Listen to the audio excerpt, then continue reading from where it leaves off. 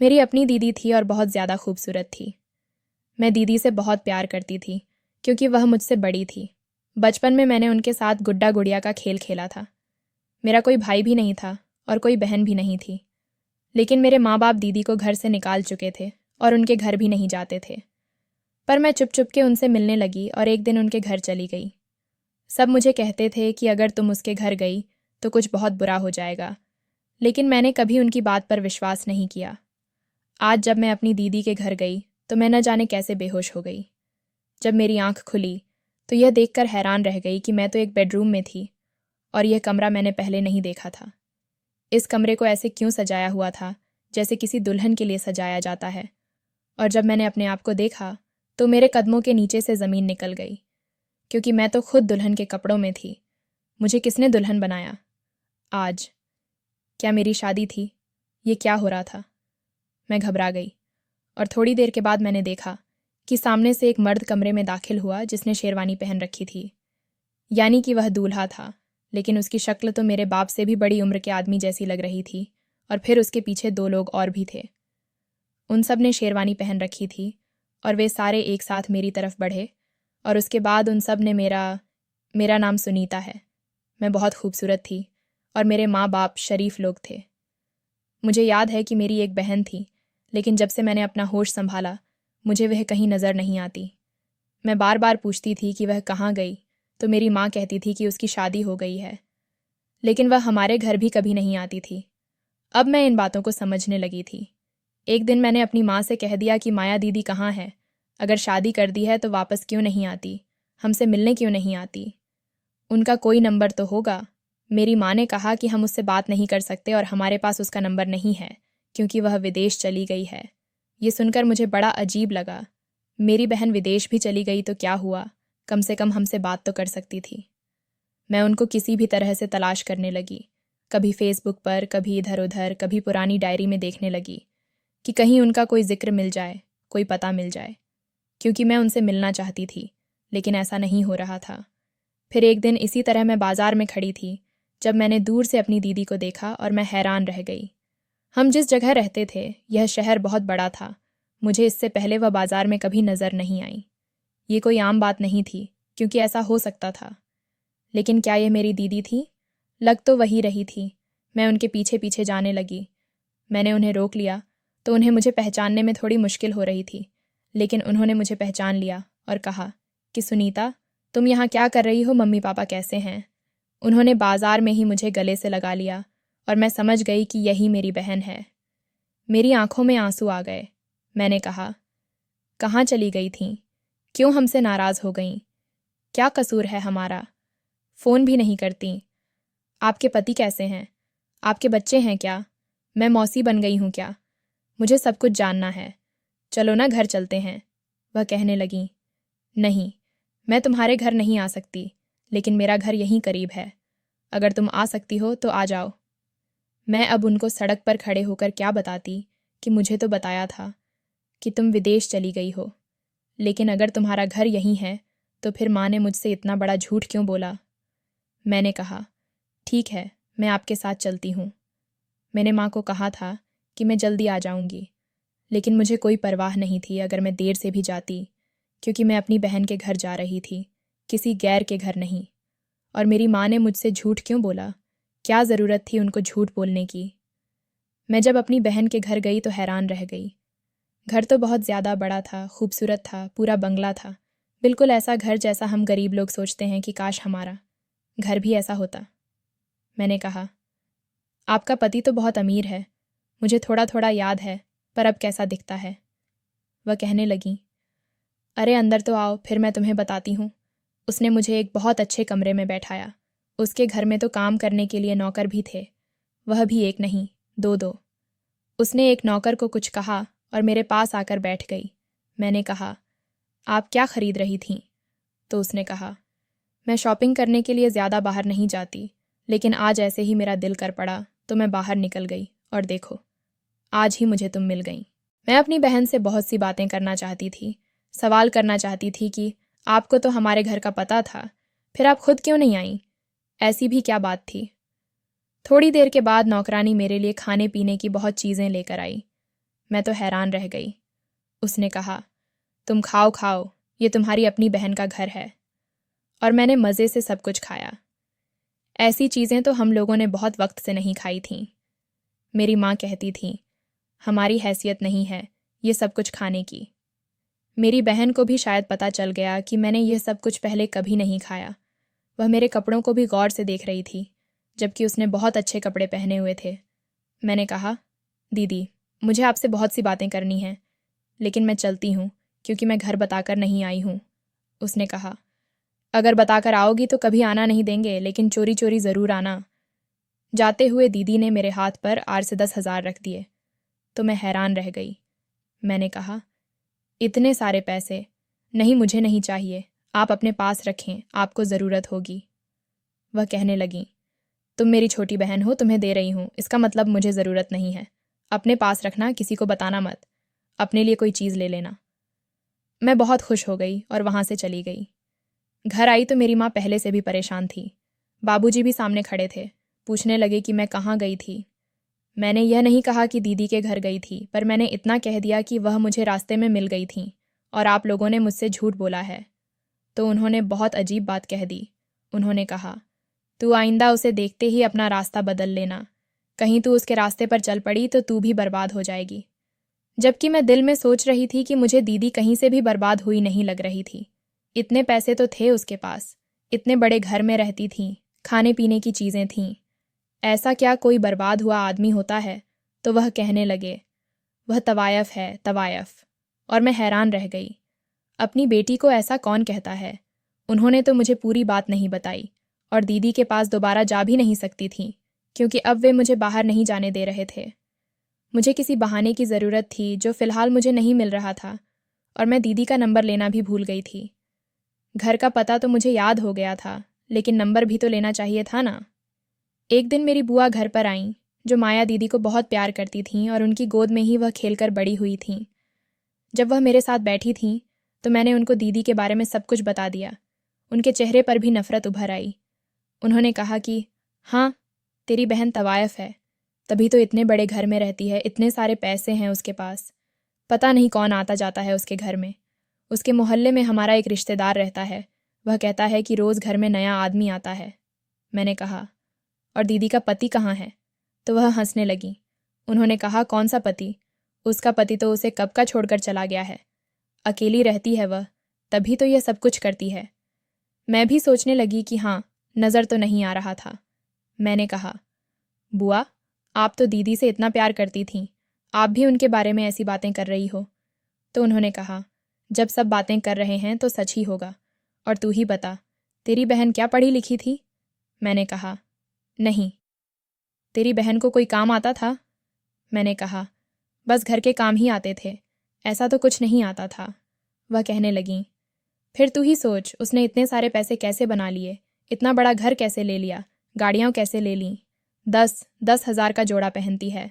और पता है तुझे उस इलाके में घर कितना महंगा है? तुझे मैं आज एक बड़ी पते की बात बताती हूँ कि एक औरत के लिए सही तरीके से पैसे कमाना इस दुनिया का सबसे ज़्यादा मुश्किल काम है, लेकिन उसी औरत के लिए गलत तरीके से पैसे कमाना दुनिया का सबसे ज़्यादा आसान काम है। और तेरी दीदी को और कुछ आता हो या ना आता हो, सुंदर तो वह बहुत थी, बिल्कुल ऐसे ही जैसे तू सुंदर है। इसलिए तेरे माँ बाप गुस्सा हो रहे हैं और कह रहे हैं कि तू वहाँ नहीं जाना, कहीं वह तुझे भी अपने धंधे में न लगा ले। मेरी बुआ को तो वैसे ही कुछ भी बोल देने की आदत थी। ये वही बुआ थी जो किसी भी शादी में आकर लड़ाई करवाए बिना नहीं रहती थी। शायद मुझे यह सब इनसे नहीं पूछना चाहिए था, लेकिन सब मेरी दीदी को तवायफ इसलिए कहते थे क्योंकि मेरी दीदी ने जिससे शादी की थी वह औरतों का ब्रोकर था, यानी कि हमारी भाषा में दलाल था। अब वह यह काम करता था, इसका मतलब यह तो नहीं कि दीदी भी तवायफ बन गई, लेकिन फिर वह उनको छोड़कर चला गया और तभी उनके पास इतने सारे पैसे थे। बात तो ऐसी ही थी, लेकिन मुझे इस बात से कोई लेना देना नहीं था। मैं इस घर में अकेली रहकर पागल हो रही थी। बाबूजी सुबह जाते थे, रात को आते थे। मेरी कोई बहन नहीं थी, कोई भाई नहीं था। मोहल्ले में मुझे कहीं जाने नहीं देते थे। मेरी माँ पूरा दिन घर के काम करती रहती और अगर उसके पास बैठ जाओ तो बाबा के खानदान वालों की बुराइयां करके अपना दिल हल्का करती रहती थी। मेरी माँ के पास तो बोलने के लिए कुछ था ही नहीं। 2 दिन बाद शॉपिंग करने का बहाना करके मैं फिर से दीदी के घर चली गई। दीदी ने जो पैसे मुझे दिए थे वह भी मेरे पास थे। उनके बारे में तो मैंने किसी को बताया भी नहीं था। दीदी मुझे देखकर बहुत खुश हुईं। मेरे लिए उन्होंने पहले से ही बहुत सारे कपड़े निकाल कर रखे थे। कहने लगीं, हम दोनों में तो वह वक्त ही नहीं देखा जब दो बहनें एक दूसरे के कपड़े पहन लेती हैं। ये मेरे कपड़े हैं जो मैंने पहनने के लिए रखे थे। मैंने तुम्हारे लिए रखे हैं। मैं उनको क्या बताती? क्या अगर इतने सारे कपड़े मैं कर ले घर ले जाऊंगी तो पता चल जाएगा। उन्होंने कहा कि तुम झूठ बोल देना कि बाजार में सेल लगी है कपड़ों की, इसलिए वहां से लिए। मेरी दीदी मुझे झूठ बोलना सिखा रही थी, पर मैं कपड़ों को देखकर ऐसी खुश हुई कि मैंने कह दिया कि ठीक है। उन्होंने कहा कि कपड़े बैग में डलवा देती हूँ, जाते वक्त साथ ले जाना, लेकिन अभी जाने की बात नहीं करना। मैं बहुत खुश हूँ। उन्होंने फिर से मेरे लिए खाने पीने की बहुत सारी चीज़ें रख दी और मैं पागलों की तरह ही खाने लगी थी। जब हम लोग खाना खा रहे थे तो नौकरानी ने आकर बताया कि बेगम साहिबा वह सेठ साहब आए हैं। ये सुनकर मैं थोड़ी परेशान हुई। दीदी ने कहा कि उनको दूसरे कमरे में बैठा दो, मैं अभी आती हूँ। मुझे दीदी कहने लगीं कि आधे घंटे में आ जाऊंगी, बस थोड़ा सा ही काम है, तुम यहीं बैठो और खाओ पियो। वह वहाँ से चली गईं और मैं सोचने लगी कि यह सेठ साहब कौन थे। नौकरानी ने ऐसे आकर क्यों बताया, जैसे किसी तवायफ के अड्डे पर आकर बताते हैं कि नवाब साहब आए हैं। कौन था ये सेठ साहब? मैंने नौकरानी से पूछा कि यह जो आदमी आया है वह कौन है। उसने कहा कि बड़े अमीर सेठ साहब हैं, पहले भी आते जाते रहते हैं, बेगम साहिबा से काम है। मैंने कहा, बेगम साहिबा क्यों कहती हो, तुम उन्हें मालिकिन क्यों नहीं कहती? मैं दिल में यही सोच रही थी कि बेगम साहिबा तो तवायफ के अड्डे पर ही कहा जाता है। वह कहने लगी कि बेगम साहिबा ने हमें कहा है कि मुझे बेगम साहिबा कहाँ करो। उनका पति भी उन्हें बेगम जान कहता था। ये बात कुछ उस तरफ क्यों जा रही थी? इस तरफ न जाती तो बेहतर था। मैं थोड़ी परेशान हो गई थी। मैंने कहा, अच्छा, और कौन कौन आता है यहाँ पर? तो वह कहने लगी कि हम इस घर के नौकर हैं, छोटी मालकिन, और हम बड़े वफादार हैं। आप उनकी बहन हो, इसलिए आपको यह सब बता रहे हैं, लेकिन आप हमारा इंटरव्यू नहीं लें। आपको जो भी काम है, जो भी बात पूछनी है, बेगम साहिबा से पूछ लें। मुझे भी तो यह बात सोचनी चाहिए थी ना कि मैं उनके घर की नौकरानी से इस तरह सवाल कर रही थी। अगर वह बाद में बता देती तो मेरी बहन क्या सोचती? आधे घंटे बाद मेरी बहन वापस आ गई तो काफ़ी थकी हुई लग रही थी। मैंने पूछा, क्या हुआ, आप क्या कर रही थीं? क्योंकि मेरी बहन को पसीना आ रहा था और उसका सांस भी बहुत तेज़ था। कहने लगी, कुछ नहीं, बस मेहनत का काम है, क्या करें। मैं कोई छोटी बच्ची तो नहीं थी, मुझे बहुत अजीब लग रहा था।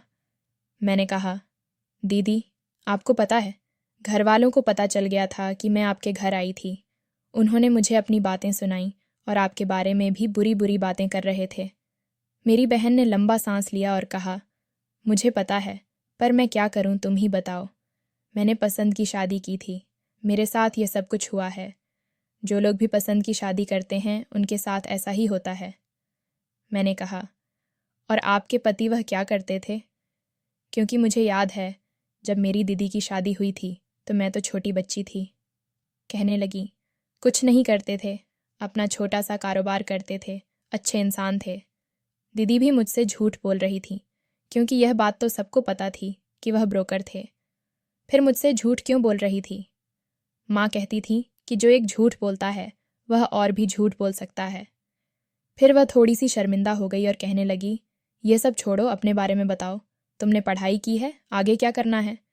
तुम्हारी शादी की बातें तो नहीं हो रही? मैंने कहा, नहीं, शादी की बातें तो नहीं हो रही और मैं ठीक हूँ। घर में बोर हो जाती थी, आपके पास आ गई हूँ, लेकिन मुझे पता है कि जब वापस जाऊँगी तो मेरी क्लास लग जाएगी। पर मुझे कोई परवाह नहीं, मैं अपनी बहन के घर आ रही हूँ। दीदी ने फिर मुझे पैसे भी दिए और बहुत सारी चीज़ें भी। घर आकर मैंने झूठ बोल दिया और चीज़ें तो मैंने पिछले कमरे की खिड़की से अपने कमरे में फेंक दी, क्योंकि मेरे कमरे की खिड़की गली में खुलती थी। किसी को पता भी नहीं था। जब सब सो गए तो मैंने वह सारे कपड़े पहनकर चेक किए। ऐसे कपड़े थे जैसे डांस करने वाली औरतें पहनती हैं। घर में पहनने वाला तो एक भी जोड़ा नहीं था। इतने प्यारे प्यारे थे, लेकिन थे थोड़े अजीब से। अगर मेरी बहन वाकई यह काम करती थी तो कितनी गलत बात थी। ये कोई अच्छा काम तो नहीं था, पर अगर वह यह सब करती थी तो क्या मुझे बार बार उसके घर जाना चाहिए था? पर मैं भी तो लड़की थी, अभी अभी जवान हुई थी। मुझे इन चीज़ों में बहुत दिलचस्पी थी। अच्छे अच्छे कपड़े, गहने, पैसे, खाना पीना, वह सब जो मुझे अपने घर में कभी नहीं मिल सकता था, दीदी की तरफ मिल रहा था। इसलिए मैं बार बार वहाँ जा रही थी और खुश भी थी। एक दिन दीदी के घर से निकल रही थी कि एक औरत ने मुझे देख लिया। वह मेरे पीछे पीछे चलने लगी और मुझसे पूछने लगी, तुम नई आई हो क्या? क्या कर रही हो यहाँ पर? इस घर में क्यों आती हो? पहले भी मैंने तुम्हें देखा था। नया काम शुरू किया है क्या? मुझे गुस्सा आ गया और मैंने कहा, तुम सब क्यों मेरी बहन के पीछे पड़े हो? एक औरत अपने घर में इज्जत से रह रही है तो उसको क्यों नहीं रहने देते? वह हंसने लगी और कहने लगी, इज्जत? कौन सी इज्जत है? जिस घर में रोज़ नया आदमी आता है, गाड़ी से पैसे निकाल कर लाता है और फिर पता नहीं क्या कुछ ले जाता है, वहाँ पर कोई औरत इज्जत रहती है? तुम्हारी बहन ने इतना बड़ा घर कैसे बना लिया? और तुम अपने माँ बाप को क्यों नहीं पूछती हो? तुम्हारी से कभी बात की उसने? मैंने कहा, तुम कौन हो जो हमारे बारे में सब जानती हो? तो कहने लगी, तुम्हारे बारे में भी सब जानते हैं, तुम्हारी बहन के बारे में भी। ये सवाल तो मेरे दिमाग में भी था कि अगर मम्मी पापा हम दीदी से नाराज़ थे तो उनको खुद आना चाहिए था। हमें उनके घर के बारे में नहीं पता था, लेकिन उनको हमारे घर के बारे में पता था कि हम तो उस घर में पता नहीं कितने सालों से रह रहे थे। फिर वह क्यों नहीं आई? अगर संतान आकर खुद माफ़ी मांगे तो माँ बाप भी माफ़ कर ही देते हैं। अगर वह गलती पर थी तो फिर माफ़ी क्यों नहीं मांगती? क्या मुझे मेरी दीदी से यह बात पूछनी चाहिए थी कि आपने मम्मी पापा से माफ़ी क्यों नहीं मांगी? अगर माफ़ी मांगी होती तो शायद माफ़ कर देते। और अगले ही दिन मैंने उनसे यह बात पूछ ली। उन्होंने कहा, तुम मम्मी से पूछ लेना इस बारे में, वह तुम्हें ज़्यादा अच्छा बता देंगी। अब तुम बड़ी हो रही हो ना, तुम्हारे दिल में भी सवाल आ रहे हैं। लेकिन याद रखना, जो कहानी तुम्हें सुनाई गई है उसमें बुरी मैं नहीं हूँ, उसमें कोई और बुरा है। मैंने एक दिन अपनी माँ से पूछा और कहा, क्या दीदी कभी माफ़ी मांगने के लिए नहीं आई? तो मेरी माँ ने कहा, तुझे आजकल क्या हो गया है? तू अब हमारी कोई बात नहीं मानती। मुझे लगता है तू उससे छुप छुप के मिलती है, तभी हर वक्त उसके बारे में बातें करती रहती है। आई थी तेरी दीदी माफ़ी मांगने बहुत दफ़ा, पर हमने उसे माफ़ नहीं किया। अब मुझे समझ आ गई थी, तो यही लोग बुरे थे।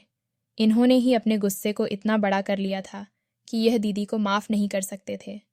अगर यह लोग अच्छे होते तो माफ़ कर देते। माफ़ी मांगने के लिए घर तक आ जाता है तो इसका मतलब यही होता है कि उसे अपनी गलती का एहसास है। और जब किसी को अपनी गलती का एहसास है और जब किसी को अपनी गलती का हिसाब दे दो तो उसे माफ़ कर देना चाहिए। मैं अपने माँ बाप को अच्छी तरह जानती थी।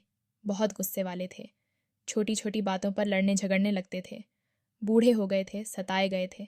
इसलिए अब मेरे दिल से मेरी बहन के लिए सारी बातें निकल चुकी थीं। लेकिन उसी दिन कुछ बहुत अजीब हो गया। जब मैं उसके घर गई तो वहाँ एक आदमी बैठा था। आदमी नहीं, लड़का था। वह मुझे देखने लगा और उसने कहा, कौन हो? तो मैंने कहा, मैं माया की बहन हूँ। कहने लगा, माया की एक बहन भी है, वह भी इतनी सुंदर। वह मुझे सर से लेकर पांव तक देखने लगा। उसकी हरकतों से ही पता चल रहा था कि वह कोई अच्छा आदमी नहीं था। मैंने उससे कहा, तुम कौन हो? मैं भी तो यह पूछ सकती हूँ ना कि तुम कौन हो और यहाँ पर क्यों आए थे? तो उसने अजीब सी बातें करनी शुरू कर दी। वह कह रहा था, मैं तो खूबसूरती का दीवाना हूँ, खूबसूरती देखने के लिए आता हूँ, इसलिए यहाँ आ गया। देखने तो कुछ और आया था, लेकिन तुम भी बहुत खूबसूरत हो। मुझे गुस्सा आ गया और मेरा दिल किया कि मैं इसके मुंह पर थप्पड़ मार दूं। इतने में दीदी आ गई और उसने हम दोनों को देखा और कहा, क्या बात है, कोई ज़रूरी बात हो रही है क्या?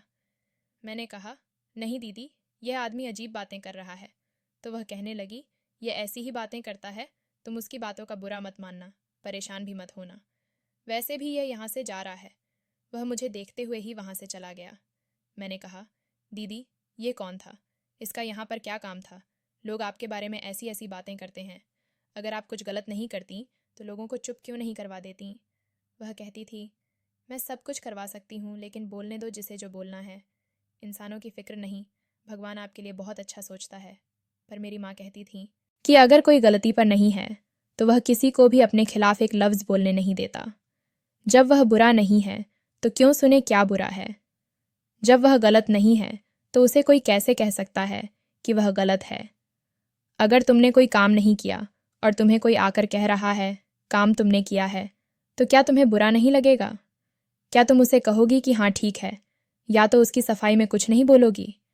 फिर दीदी अपनी सफाई में कुछ क्यों नहीं बोलती थी? मुझे बार बार दीदी पर शक होता। फिर कोई ऐसी बात होती थी कि मेरा शक खत्म हो जाता था, लेकिन उसके बाद फिर से कुछ न कुछ ऐसा हो जाता था कि फिर से शक पड़ जाता था। मुझे समझ नहीं आता था कि मैं किसकी बात सुनूं, लेकिन फिर मैं उसी तरफ चली गई। यहाँ पर मुझे खुशी भी मिल रही थी और चीज़ें भी, यानी कि मेरी बहन की तरह मैं वहाँ जाती थी। एक दिन मेरी माँ को पता चल गया। मेरी माँ ने कहा, तेरे बाप को पता चल गया ना, तो उससे बुरा कोई नहीं होगा। मैंने कहा, पता चलता है तो चल जाए, तो मैं आपको बता दूंगी। उसके घर जाते हुए तो मुझे पूरा महीना होने वाला है। अभी तक तो कुछ नहीं हुआ, अब आगे भी क्या हो जाएगा। अच्छे से रहती है वहाँ पर। आप कभी पूछ रही थीं, आपको याद करके रोती है, बहुत परेशान रहती है, और आप हैं कि आपको कोई परवाह नहीं। मेरी माँ की आंखों में भी आंसू आ गए। उसने कहा, कैसे परवाह नहीं? मेरी पहली संतान है, पहली संतान बड़ी प्यारी होती है। मुझे भी उसकी परवाह है, लेकिन जो काम वह करती है वह समाज का सबसे बुरा काम है, इसलिए हम लोग उसके घर नहीं जाते। मैंने कहा, आप लोगों ने कभी कोशिश नहीं की ना पता करने की? सुनी सुनाई पर भरोसा कर लिया। हो सकता है ऐसा ना हो। एक दिन मैं अपनी दीदी के पास बैठी थी और मैंने बातों बातों में तवायफ का जिक्र छेड़ दिया। मैंने कहा, दीदी, लोग कहते हैं कि तवायफ मजबूर होती है, लेकिन वह कैसे मजबूर हो सकती है? अरे इंसान भीख मांगकर खा ले, लेकिन इस तरह का गंदा काम ना करे। मेरी बहन ने कहा, तुम्हें नहीं पता, लोग बड़े बड़े मजबूर होते हैं। मैं भी बहुत मजबूर थी एक समय पर। मुझे पता चला कि ज़िंदगी बड़ी मुश्किल है। सबसे ज़्यादा मुश्किल काम पैसे कमाना है। और ये जो पेट है ना, जब इसे भूख लगती है तो ये कुछ नहीं देखता, खाना मांगता है। और पेट तो हर किसी के साथ लगा हुआ है। ये पापी पेट इंसान से क्या क्या करवाता है। हमें किसी के बारे में कुछ नहीं कहना चाहिए, कुछ नहीं सोचना चाहिए। हर किसी की अपनी मजबूरी होती है। दीदी का दिल तो तवायफ के लिए बहुत खुला था, लेकिन फिर दीदी ने इतना भी कह दिया कि तुम्हारी बात भी ठीक है कि अगर इतनी ही मजबूरी हो तो इंसान भीख मांग कर खा ले, लेकिन अगर उसे कोई काम आता है तो उसे वह काम करना चाहिए। मैं बहुत छोटी थी जब मेरी शादी हुई थी। तू छोटी थी, तुझे कभी माँ बाबा ने नहीं बताया होगा, तो वे मेरी शादी एक बूढ़े आदमी से करना चाहते थे, इसलिए मैंने अपनी पसंद से शादी कर ली थी। फिर शायद मुझे उन्हीं की बद्दुआ लग गई कि मेरा घर नहीं बसा, क्योंकि मैंने उनको नाराज़ करके शादी की थी। उन्होंने मुझे आशीर्वाद क्यों नहीं दिया था, पर जो भी है, बस ज़िंदगी है, गुजर जाएगी। तेरे लिए मैं बहुत परेशान हूँ। मैंने कहा, क्यों? आप मेरे लिए क्यों परेशान हैं? ऐसी क्या बात है? तो उसने कहा, तेरे लिए अच्छा सा रिश्ता देखना है। मैं कोई ऐसा इंसान जो बहुत अच्छा हो, जो तुझे बहुत खुश रखे। इस दुनिया में बड़े अजीब अजीब लोग हैं, पता ही नहीं चलता कौन कैसा है, क्या चाहता है। जब तक साथ नहीं रहते तब तक पता नहीं चलता, लेकिन जब साथ रहते तो फिर इंसान फंस जाता है ना। इसलिए मैं तेरे लिए कोई बहुत बड़े आदमी का रिश्ता देखूंगी। मैं बहुत सारे आदमियों को जानती हूँ। इतने बड़े घर में भेजूंगी तुझे कि 4-4 नौकर होंगे वहाँ पर, गाड़ियाँ होंगी, बंगले होंगे। तू बहुत खुश रहेगी। जो कुछ भी मुझे नहीं मिला, मैं तेरे लिए उसका इंतज़ाम करूँगी। मेरी दीदी सच्चे दिल से मेरे लिए इतना अच्छा सोच रही थी, और मेरे माँ बाप ने मेरे दिल में इतनी बुरी बातें भर दी थीं कि मैं अभी भी यह सोच रही थी कि दीदी बड़े बड़े आदमियों को कैसे जानती है। बड़े बड़े आदमियों का दीदी के साथ क्या काम होता है भला? मैंने यह भी सुना था कि यहाँ पर सिर्फ दीदी अकेली नहीं रहती, बल्कि और लड़कियों का भी आना जाना होता है। तभी तो वह औरत मुझे कह रही थी कि तुम भी नहीं आई हो। कहते हैं कि अगर आपके हाथ में पटाखा हो तो आप धमाका किए बिना नहीं रहते। अगर दीदी के पास भी कोई बात थी तो उसे बतानी चाहिए थी। वह क्यों मोम की गुड़िया बनकर सबकी बातें सुनती रहती थी। एक दिन मैं उसके घर ज़रा देर से आई। शाम हो गई थी और रात होने वाली थी। उसने कहा, तुम इतनी देर से क्यों आई हो? वापस चली जाओ, यहाँ पर बहुत काम होता है इस समय। मैंने कहा, नहीं, मेरी माँ से लड़ाई हुई है, मुझे बहुत बातें सुनाई हैं। मैं वापस नहीं जाऊंगी और फिर मैं अपनी बहन के घर में हूँ। वह कहने लगी, ठीक है, अगर ऐसी बात है तो रुक जाओ यहाँ पर, मैं तुम्हारे लिए खाना भिजवाती हूँ। उसने मेरे लिए खाना भिजवाया। मैंने बड़े मज़े से खाना खाया और फिर उसने मेरे लिए खीर भी भेजी और अपने हाथों से मुझे खिलाई। मैंने कहा, खीर तो बहुत मज़े की बनी है। तो वह कहने लगी, तुम्हारे लिए ख़ास बनाई है। खीर खाकर मुझे न जाने क्या हुआ कि नींद आ गई, और जब मेरी आँख खुली तो मैं यह देखकर हैरान रह गई कि मैं एक बिस्तर पर पड़ी थी और मैंने दुल्हन के कपड़े पहने हुए थे। मेरे कमरे में एक नहीं बल्कि 5 दूल्हे एक साथ आए। वे सभी अजीब थे, मोटे मोटे 40-50 साल की उम्र के लगते थे। उन सभी ने मेरी तरफ हाथ बढ़ाया और मैं डर के मारे चीख पड़ी। अचानक से मेरी आंख खुल गई। ये तो एक सपना था। मैं तो उसी सोफे पर सो रही थी जहां बैठकर मैंने खाना खाया था। अच्छा, खाना खाने की वजह से मेरा पेट भर गया तो मुझे नींद आ गई थी। लेकिन मुझे ऐसा सपना इसलिए आया क्योंकि मेरे माँ बाप ने मेरी बहन के खिलाफ मेरे अंदर झर भर दिया था। पर थोड़ी देर के बाद मुझे हलचल की आवाज़ आने लगी और मैं उस तरफ चल पड़ी। देखना चाहती थी क्या हो रहा है। एक कमरे में गई तो यह देखकर हैरान रह गई कि वहाँ पर मेरी दीदी भी थी और बहुत सारी लड़कियाँ भी। जो वह काम कर रही थीं वह तो मेरे ख्वाब से भी ज़्यादा अजीब था। वहाँ पर एक आदमी भी बैठा था जिसके हाथ में एक दुपट्टा था। वह कह रहा था, क्या माल है? ऐसा माल तो हमने आज तक नहीं देखा। हमें तो इन्हें सबको खरीदना है। मैंने यह सुनकर कहा, शर्म नहीं आती, लड़कियों को खरीदता है। मैं उसके मुंह पर थप्पड़ मारने ही वाली थी कि मेरी दीदी ने मुझे रोक लिया और कहा, क्या हो गया है? क्या कह रही हो तुम? मैंने कहा, इसे देखो, ये कह रहा है क्या माल है, सारा खरीदना है। मेरी दीदी भी हंसने लगी और बाकी सब लड़कियां भी। वह आदमी भी शर्मिंदा हो गया। मेरी दीदी मुझे दूसरे कमरे में ले गई और उसने कहा, हम यहाँ पर दुल्हनों के कपड़े बनाते हैं। फिल्मों में जो औरतें काम करती हैं ना, उनके लिए भी कपड़े बनाते हैं। वह उसी माल की बात कर रहा है। शहर से बड़े बड़े लोग मेरे पास आते हैं कपड़े खरीदने के लिए। बड़े बड़े सेठ साहब होते हैं और बाद में उन कपड़ों पर अपनी मोहर लगाकर उन्हें और भी ज़्यादा पैसों में बेचते हैं। इसलिए यहाँ पर चोरी छिपे आते हैं ताकि किसी को पता न चले कि उन्होंने माल कहाँ से खरीदा है। और ये सारी लड़कियाँ भी मेरे साथ काम करती हैं। यही वह काम है जिससे तेरी बहन ने इतना बड़ा बंगला भी बना लिया और गाड़ियाँ भी ले ली। अब पता चला? मैं हैरान रह गई और मैंने कहा, तो फिर आपने ये सब कुछ लोगों को बताया क्यों नहीं? तो मेरी बहन की आंखों में आंसू आ गए। उसने कहा, इसलिए क्योंकि उन लोगों ने मुझे बुरा समझा। जिस आदमी से मेरी शादी हुई वह बुरा था। उसका काम भी बुरा था, लेकिन मेरे साथ बुरा नहीं था। अगर वह एक दलाल था तो क्या हुआ? किसी औरत से शादी करके अपना अलग घर नहीं बसा सकता था।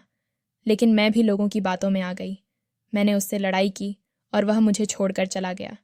फिर मेरे घर वालों ने मुझ पर इल्ज़ाम लगाया। जब अपनों ने ही मेरे साथ इतना बुरा किया तो मैं क्यों किसी को सफाई देती? जो अपने होते हैं ना, उन्हें सफाई देने की ज़रूरत नहीं पड़ती। मेरे अंदर का गुस्सा था, मेरी ईगो थी, जो मैंने किसी को कुछ नहीं बताया। जो लोग मेरे बारे में सोचते थे, सोचते रहे। पर मैं जानती थी कि मैं गलत काम नहीं कर रही थी और मेरा भगवान भी यह बात जानता था। इसलिए तो मैंने इतनी जल्दी इतने सारे पैसे कमा लिए। वह जो कपड़े मैंने तुझे दिए थे ना, वह भी फिल्म ड्रामा में पहले पहने गए थे, लेकिन थोड़े बहुत ख़राब हो गए थे, इसलिए मैंने तुझे दे दिया। मेरी आंखों में आंसू आ गए और मैंने अपने माँ बाप को सब कुछ बता दिया। वे भी हैरान रह गए। उन्होंने अगले ही दिन अपने माँ बाप के साथ यहाँ आकर मेरी दीदी को गले से लगाया और माफ़ी मांगी। वे लोग जब एक दूसरे से मिल रहे थे तो वह सारा मंजर बड़ा ही अजीब था। लेकिन उसके बाद हम सब लोग दीदी के साथ ही शिफ्ट हो गए। हमारा छोटा सा घर था, हमने बेच दिया और मेरे बाबूजी भी यही काम करने लगे। हाँ, अभी भी लोग बुरा कहते थे, लेकिन लोगों को भी पता चलने लगा। लोग तो शायद मरते दम तक भी बुरा ही कहते, लेकिन वही बात है कि जब हम कुछ गलत ही नहीं कर रहे थे तो फिर हमें डरने की क्या ज़रूरत थी। ये तो सीख दी थी हमें हमारे बाबूजी ने ही सिखाई थी, लेकिन वे खुद ही इस पर अमल करना भूल गए थे। पर अब दोबारा से उनको सब कुछ समझ आ गया था। दीदी ने मेरा रिश्ता एक बहुत बड़े आदमी से करवाया जिसकी कपड़ों की बहुत बड़ी फैक्ट्री थी। दीदी ने ऐसे घर में मेरा रिश्ता करवाया था कि नौकर चाकर, गाड़ियाँ, बंगले, सब कुछ था। मैं अब बहुत खुश हूँ। मेरी शादी हो चुकी है। दीदी अभी भी वही काम करती है और पैसे कमाती है और अपनी ज़िंदगी में खुश है। आप लोग बताएं कि किसी औरत का अपने हुनर को इस्तेमाल करना क्या गलत है? मेरी दीदी को बचपन से ही कपड़े बनाने का शौक़ था, इसीलिए उन्होंने अपने टैलेंट पर काम करके इतना कुछ कर लिया। दोस्तों, मैं आपसे भी यही करती हूँ कि अगर आपके अंदर कोई भी ऐसी खूबी है तो उस पर कम करो, मेहनत करो और आगे बढ़ो। दोस्तों, वीडियो कैसा लगा? कमेंट करके ज़रूर बताएं वीडियो को। लाइक और चैनल को सब्सक्राइब ज़रूर करें।